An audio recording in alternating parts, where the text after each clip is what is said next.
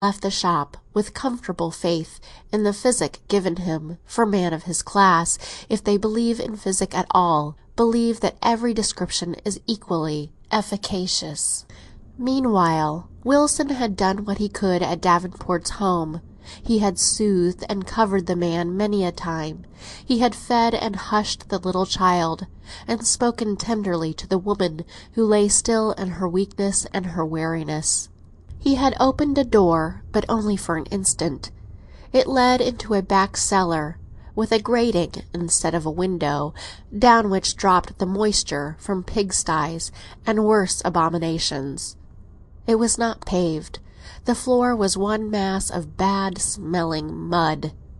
It had never been used, for there was not an article of furniture in it, nor could a human being, much less a pig, have lived there many days. Yet the back apartment made a difference in the rent.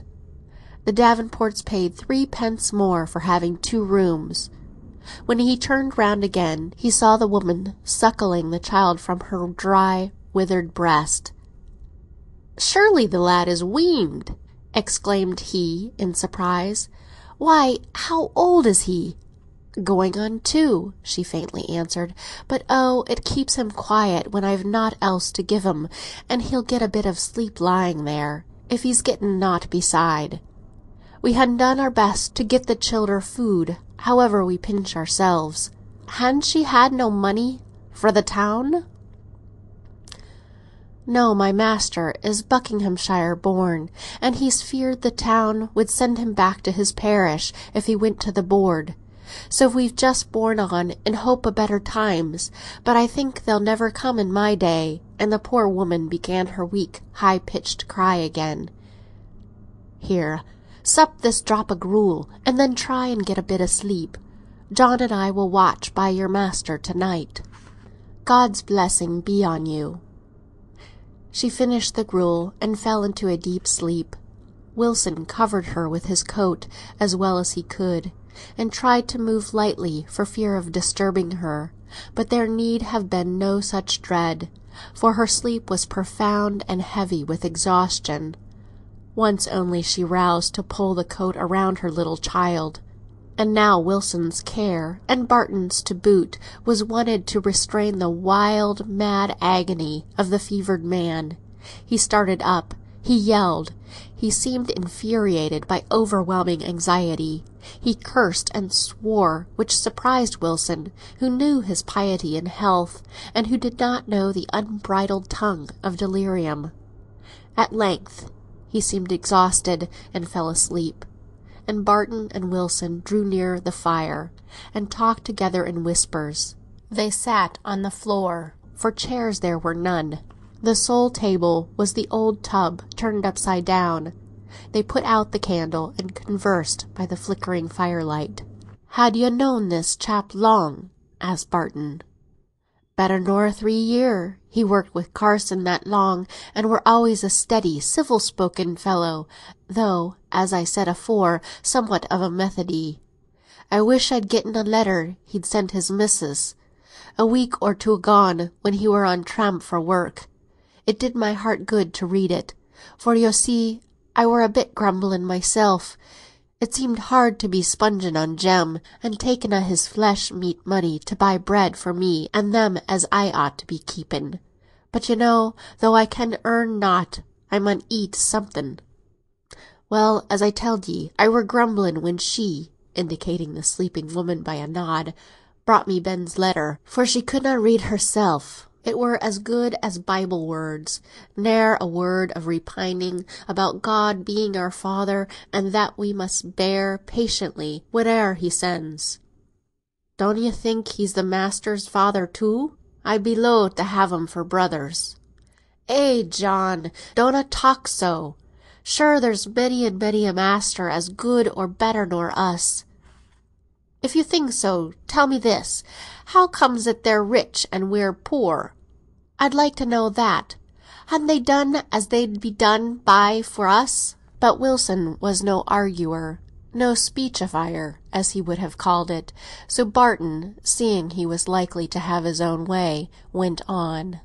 You'll say, at least many a one does, they in getting capital, and we in getting none.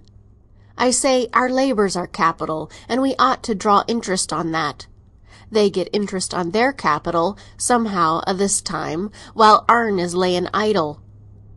Else how could they all live as they do? Besides, there's many on 'em has had nought to begin with. There's Carsons, and Duncombe's, and Mengies, and many another as comed into Manchester with clothes to their back, and that were all, and now they're worth their tens o' thousands, a-getting out o' our labour. Why, the very land as fetched but £60 20 year agone is now worth 600, and that, too, is owing to our labour. But look at yo, and see me, and poor Davenport yonder, whatten better are we? They'n screwed us down to the lowest peg in order to make their great big fortunes and build their great big houses, and why, we're just clemmin', many and many of us. Can you say there's not wrong in this? Well, Barton, I'll not gainsay ye. But Mr. Carson spoke to me after the fire, and he says I shall have to retrench and be very careful in my expenditure during these bad times, I assure ye. So you see the masters suffer too. Han they ever seen a child of their own die want of food? Asked Barton in a low, deep voice. I dunnot mean, continued he, to say as I am so badly off. I'd shorn to speak for myself. But when I see such men as Davenport there dying away for very clemmin', I cannot stand it.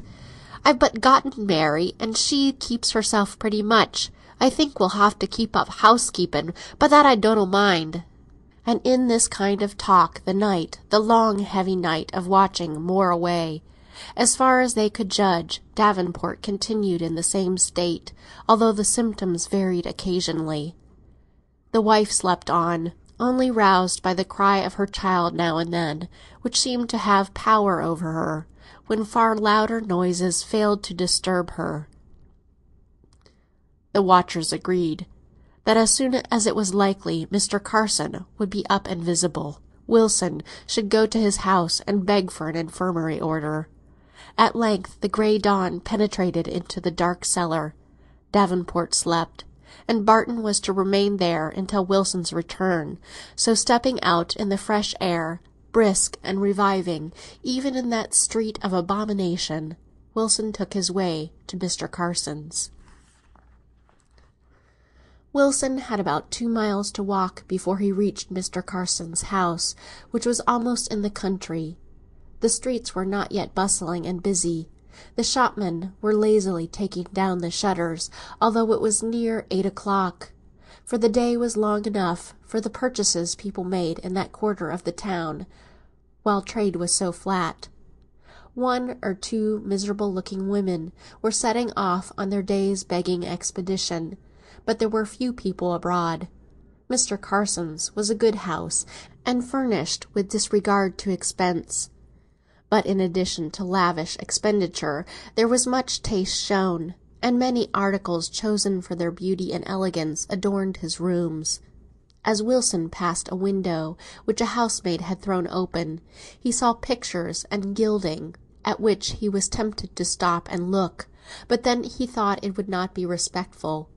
So he hastened on to the kitchen door. The servant seemed very busy with preparations for breakfast, but good-naturedly, though hastily, told him to step in, and they could soon let Mr. Carson know he was there.